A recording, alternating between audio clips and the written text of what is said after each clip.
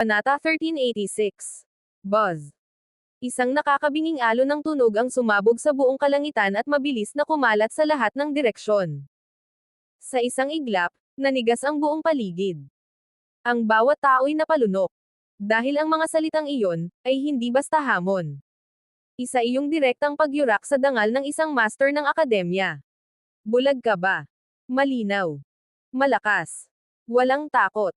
Parang kidlat na dumagundong sa puso ng lahat. Sino ang maglalakas loob na magsalita ng ganoon sa harap ng isang halimaw na nasa tuktok ng mundo ng martial arts? Ngunit ginawa niya. At sa sandaling iyon, tuluyang nagbago ang mukha ni Ouyang Shento. Dahan-daang dumilim ang kanyang mga mata, habang ang nakakakilabot na presyon ay nagsimulang bumalot sa buong himpapawid. Sok, sok, sok. Masyadong matalas ang dila ng batang ito. Ngayon, tuturuan kita ng aral, at ipaghihiganti ko ang aking anak. Kasabay ng malamig na tinig ni Wang Ding, biglang sumabog ang aura ng dalawang master ng akademya. Boom! Nanginag ang langit. Parang bumaliktad ang araw at buwan habang ang nakakatakot na kapangyarihan nila ay ramagasa sa buong kalawakan. Ngunit, hindi umatras si Zephyr. Hindi siya nagsalita. Tahimik lamang siyang nakatayo roon. Ngunit ang titig niya ay sapat para hamanin ang buong mundo. Subalit kahit ganoon, naramdaman niya agad ang napakalaking agwat ng kanilang kapangyarihan. Kaya niyang labanan ang mga powerhouse. Ngunit ang kaharap niya ngayon ay mga tunay na halimaw ng akademya. Ngayon, tingnan natin kung ang lakas mo ay kasentigas ng bibig mo. Pagbagsak ng boses ni Ouyang Shento, marahan niyang iniangat ang kanyang palad. At sa isang iglap, boom! Isang dambuhalang marka ng palad ang bumagsak mula sa kalangitan. Mistulang bundok na dudurog sa buong mundo. Kumislap ang sinaunang mga simbolo sa 5 daliri nito habang ang mismong espasyo ay nagsimulang mabiyak. Nanigas ang katawan ni Zephyr. Maging ang hangin sa paligid niya ay tila ikan-adina. Bang! Sa sandaling maramdaman ang panganib. Biglang sumabog ang apoy ni Nine Netherbird. Buzz! Nilamon ng naglalagablab na apoy ang kalangitan habang desperado nitong sinusubukang iligtas si Zephyr. Ngunit, mahina ka pa rin. Ngumisi si Wang Ding. Isang sakam na liwanag ang sumilay sa kanyang mga mata habang nakatitig sa banal na ibon. Sa isang simpleng galaw ng daliri. Boom! Parang tinamaan ng kidlat si Nine Netherbird at marahas na tumilapon palayo. Gra! Halos madurog ang buong katawan ni Zephyr sa ilalim ng napakalaking presyon. At sa sandaling iyon, sigurado ang lahat. Mamamatay na siya. Ngunit, klang! Isang kakaibang tunog ang biglang umalangaw-ngaw sa buong langit. Kasunod nito, boom! Isang nakakakilabot na lakas ng dugo ang sumabog mula sa katawan ni Zephyr. Nagsimulang mabiyak ang kalangitan. Umuungal ang hangin habang ang buong paligid sa loob ng 10,000 metro ay nilamon ng kulay dugong liwanag. At mula sa gitna ng nagngangalit na enerhiya, umuungol. Isang dambuhalang demonyong dragon na kulay dugo ang sumugod palabas. Nagliyab ang mga mata nito. Niyanig ng kanyang pagungal ang buong mundo. At sa susunod na sandali, marahas nitong iwi na siwas ang napakalaking kuko nito. Diretsyong sinalubong ang dambuhalang marka ng palad ni Ouyang Shento. Ngunit, ano ang tunay na nilalang na nakatago sa loob ni Zephyr?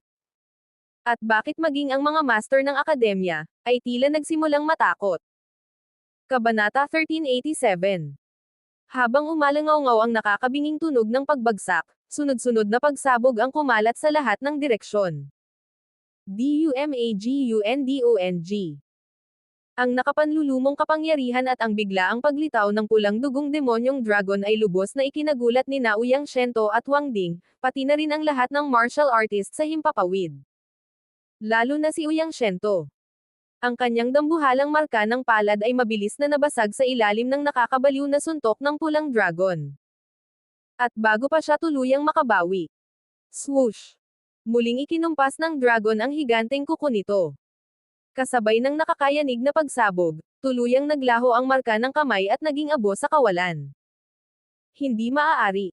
Nanlaki ang mga mata ng lahat. Sa parehong sandali. Klang! Isang napakalaking pulang talon na mahigit 10 metro ang haba ang sumilay sa kalangitan. Unti-unti itong lumitaw sa kaliwang kamay ni Zephyr. Sa kaliwa, ang nakakatakot na Bloodblade. Sa kanan, ang Golden Combat Sword. Nakatayo siya sa himpapawid na parang Diyos ng kamatayan.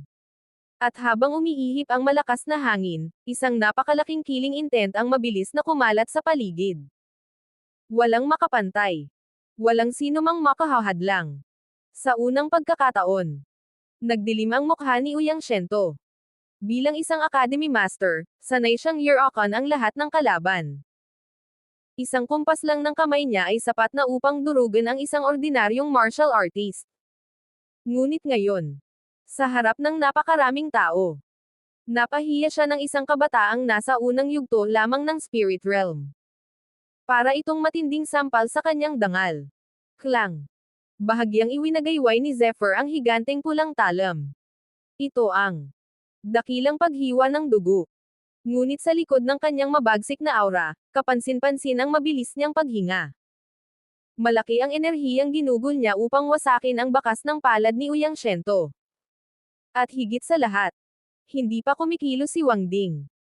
Kapag sumali ito sa laban, may pag-asa pa kaya si Zephyr na mabuhay? Samantala, nagkatinginan sina Ouyang Shento at Wang Ding habang nakatitig sa napakalaking talon ng dugo. Makikita sa kanilang mga mata ang malinaw na pagkabigla. Soul Attunement Martial Art. Mabigat ang kanilang paghinga. Sa ganitong klase ng marahas na aura at nakakatakot na puwersa, tanging Soul Attunement techniques lamang ang kayang lumikha nito. Saan nanggaling ang batang ito? Bulong ni Wang Ding. Paano siya nagkaroon ng ganitong klaseng teknik? Patuloy na nagbago ang ekspresyon ng dalawa habang nakatitig kay Zephyr. Sa buong Boundless Academy, napakabihira ng Soul Attunement Martial Arts. Maliban sa tagapagmana ng Academy Master, halos walang sino man ang pinapayagang maglinang nito. Ngunit biglang may naalala ang dalawa. Ang Royal Battle. At ang Immortal Secret Land. Biglang kumislap ang kanilang mga mata. Posible kayang malamang na nakakuha si Zephyr ng pambihirang kayamanan sa loob ng Immortal Secret Land. Kaya siya nagkaroon ng napakalakas na teknik. Habang iniisip nila iyon, unti-unting naging mainit at mapanabog ang kanilang mga tingin kay Zephyr.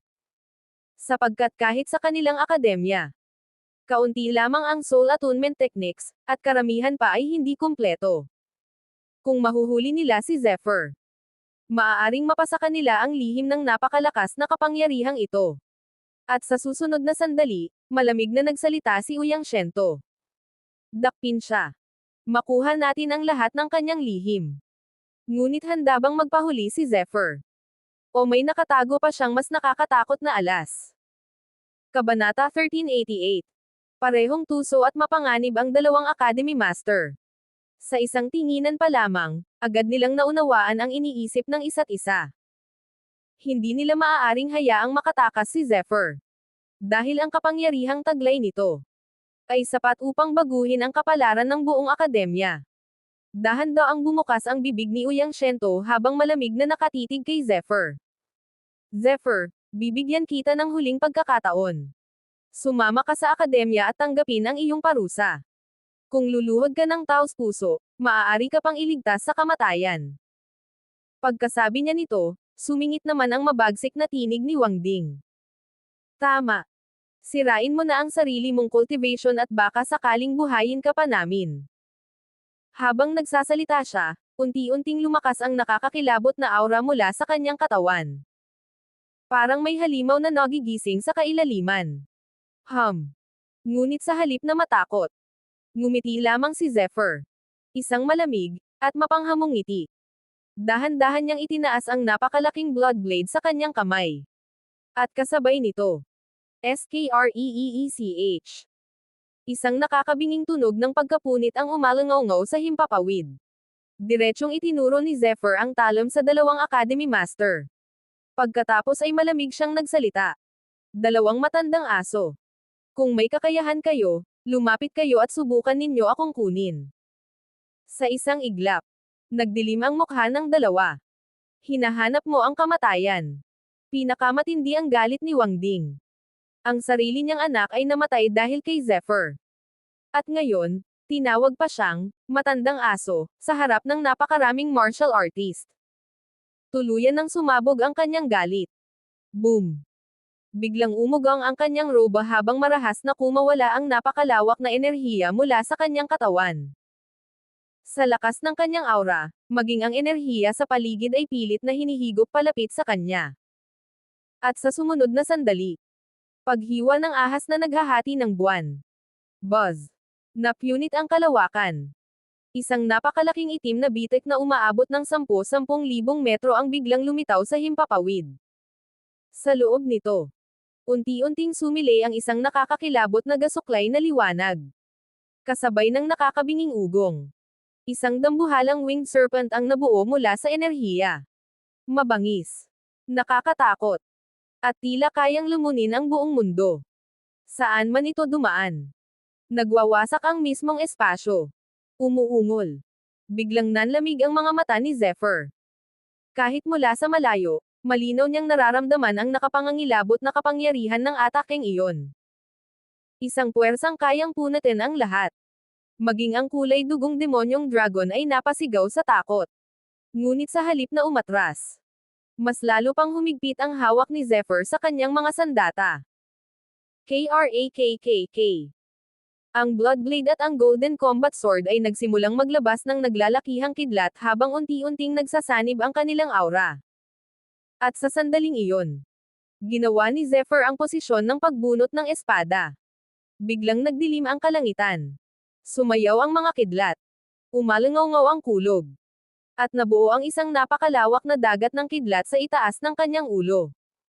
Ngunit hindi pa doon natatapos ang panganib. Swoosh! Kasabay ng paglipad ng roba ni Uyang Shento, isang nakakasilaw na sinag ang biglang sumiklab sa himpapawid. Isa itong napakalaking marka ng pagpatay. At sa sandaling makita ito ng mga martial artist. Nanlaki ang kanilang mga mata sa matinding takot. Iyan ang Killing Seal. Ang pinakamapanganib na teknik ni Uyang Shento. Nagulantang ang lahat.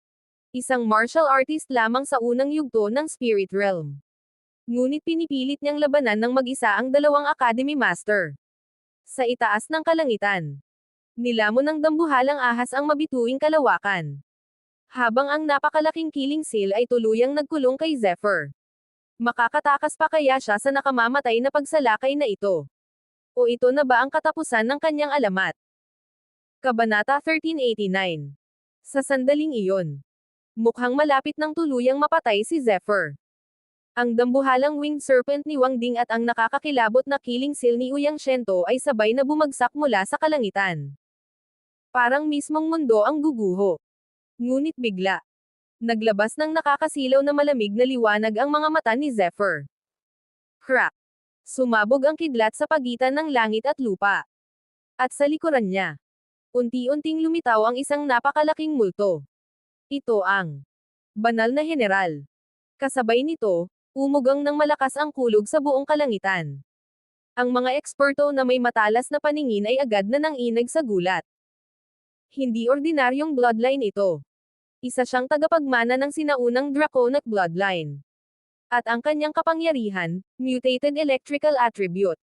Sa isang iglap, nabalot ng matinding takot ang buong lugar. Buzz! Biglang iwi na siwas ni Zephyr ang kanyang dalawang espada. At kasabay noon, isang dagandong ang umalangaw-ngaw sa himpapawid. Ember na kulog sa langit. Boom! Biglang nagbago ang langit at lupa. Nawalan ng kulay ang araw at buwan. Sa sandaling marinig ang tatlong salitang iyon, lahat ng kidlat sa kalangitan ay tila nabuhay. Parang mga baliw na dragon na sabay-sabay nagtipon patungo sa mga espada ni Zephyr. Ang buong himpapawid ay naging dagat ng kidlat. At sa gitna ng walang katapusang liwanag, isang napakalaking talom ng kidlat ang unti-unting nabuo. Isang walang kapantay na espada na may dalang apoy, kidlat, at ganap na pagkawasak. Ang dalawang puwersa ay marahas na nagsanib. At pagkatapos, sumabog ang lahat. Sandaling nagdilim ang buong mundo. Napapikit ang lahat habang tumatagos sa kanilang mga mata ang nakakasilaw na liwanag. Ang ilan ay napasigaw sa sakit. Ang iba naman ay nanginag sa matinding takot. Maging ang kanilang mga kaluluwa ay tila niyanig ng kapangyarihang iyon. Halos mapaluhod sila sa lupa sa sobrang pagkabigla. Isang disipulo lamang sa unang yugto ng Spirit Realm. Ngunit kaya niyang labanan ang dalawang Academy Master ng sabay. Gaano ba talaga katindi ang halimaw na ito? Samantala, tuluyang nanlaki ang mga mata ni Na Uyang Shento at Wang Ding. Ang 3,000 metrong talon ng kidlat ay Ram-Agasan na parang sinaunang banal na sandata mula sa Archean era. Taglay nito ang sukdulang kapangyarihan ng kidlat. Ito ang pinakamalakas na teknik na iniwan ni Leiho kay Zephyr. Heavenly Thunder Ember. At sa sumunod na sandali, boom! Nagbanggaan ang 3 sukdulang kapangyarihan. Ang langit at lupa ay tila nahati sa dalawa. Bang! Bang! Bang! Sa matinding impact, maging sina Uyang Shento at Wang Ding ay napilitang umatras. 1, 2, 3 hakbang. Napatigil ang buong mundo. Hindi makapaniwala ang lahat sa kanilang nakita. Napaatras ang dalawang Academy Master. Paano naging posible iyon? Maging ang mga katawan ng dalawa ay may naiwan pang may itim na marka mula sa nakakabinging lakas ng kidlat. Ngunit kahit na nagawa ni Zephyr na pigilan ang kanilang pagsalakay, malaki rin ang naging kapalit nito. Humihingal siya ng mabigat. Dumadaloy ang dugo sa gilid ng kanyang bibig. At halos maubos na ang kanyang lakas. Sa harap ng dalawang halimaw na nasa antas ng Academy Master, masyado pa rin siyang mahina. Ngunit sa kabila nito, may nakatago pa kaya siyang alas para baguhin ang laban? O ito na kaya ang huling sandali ni Zephyr? Kabanata 1390. Sa puntong iyon, tuluyan nang nabalot ng dugo ang buong katawan ni Zephyr. Nagbitak-bitik ang kanyang balat. Halos madurog ang kanyang mga laman loob. At ang kanyang mga meridian ay tila anumang oras ay pwedeng tuluyang mapunit. Dugo. Walang tigil na bumubulwak mula sa kanyang katawan. Para bang isang hakbang na lamang ang pagitan niya sa kamatayan. Ngunit, walang kahit katiting na takot sa kanyang mga mata. Dahil matagal na niyang inaasahan ang ganitong sitwasyon. Sa loob ng kanyang katawan, biglang dumaloy ang napakalakas na puwersa ng buhay mula sa Tree of Eternity. Sa isang iglap, ang mga malulubhang sugat niya ay mabilis na nagsimulang gumaling. Swoosh! Matapos ilagay ang 9 Netherbird sa kanyang storage ring, muling kumislap ang katawan ni Zephyr. Sa tulong ng Flash Shining at ng Blazing Sunhail Lightning Wings, ang kanyang bilis ay umabot sa nakakagimbal na antas. Habang sina Uyang Shento at Wang Ding ay bahagya pang nagugulat. Isang itim na anino ang biglang sumugod patungo sa kanila na parang baliw na dragon. Boom! Si Zephyr iyon. Nanlaki ang mga mata ng dalawa. Paano naging ganito kabilis ang paggaling niya? Imposibleng mangyari iyon. Lakas ng kidlat. Soul Art. Nakakatakot na kakayahan sa paggaling. At napakabata pa niya. Habang iniisip ni Uyang Shento ang lahat ng halimaw na kakayahang taglay ni Zephyr, lalong tumindi ang killing intent sa kanyang puso. Hindi na maaaring hayaang mabuhay pa ang batang ito. Kung bibigyan pa siya ng ilang taon, baka kahit silang dalawa ay hindi na kayang pigilan siya. Ngunit bago pa sila tuluyang makakilos, biglang bumilis ng husto si Zephyr. Bang! Isang napakalakas na marka ng kamao ang Ram-Agasa. At sa pagkakataong ito, isinuko ni Zephyr ang kanyang espada. Direkta siyang sumugod gamit ang kanyang pisikal na katawan. Junior, hinahanap mo ang kamatayan. Mabangis na ngumiti si Wang Ding habang itinaas ang kanyang palad upang salubungin ang suntok ni Zephyr. Ngunit sa sumunod na segundo, boom! Nagbanggaan ang kamao at palad. Isang nakakabinging dagandong ang yumanig sa buong himpapawid. At pagkatapos, biglang nagbago ang ekspresyon ni Wang Ding. Takot. Purong takot ang lumitaw sa kanyang mukha. Dahil naramdaman niya na parang may dambuhalang dragon na bumangga mismo sa kanyang katawan. BITAK. Malinaw na umalangaw-ngaw ang tunog ng nababasag na buto. Napatigil ang buong lugar. Maging si Uyang Shento ay tuluyang natulala. Binali ni Zephyr ang mga buto ni Wang Ding. Paano naging posible iyon? Isang Spirit Realm Junior na kayang sugatan ang Academy Master gamit lamang ang pisikal na lakas. Ngunit hindi pa tapos si Zephyr. Hindi niya binigyan ng kahit anong pagkakataon si Wang Ding upang makabawi. Swish! Swish! Swish! Mabilis na umulan ang mga suntok ng Blood Tiger Fist. Bawat suntok ay may kasamang nakakabinging killing intent. Bawat hampas ay tila kayang durugan ang bundok. Ang pinakamalaking sandata ni Zephyr ay hindi lamang ang kanyang kidlat. Hindi lamang ang kanyang espada, kundi ang kanyang nakakatakot na katawan na pinatibay ng dugo ng dragon. Matapos maabot ang 10-in-1 unity, halos wala nang makalaban sa kanya pagdating sa pisikal na lakas. Bang! Muling tumama ang kanyang kamao sa katawan ni Wang Ding. Kahit pilit itong lumalaban at depensa ng depensa, hindi nito mababago ang resulta. Dahil sa sandaling ito, unti-unti nang nadarama ni Wang Ding ang isang bagay na matagal na niyang hindi naranasan. Takot sa kamatayan. Ngunit sapat pa kaya ang lakas ni Zephyr upang tuluyang pabagsakin ang isang Academy Master? O may mas nakakatakot pang gagawin si Ouyang Shento?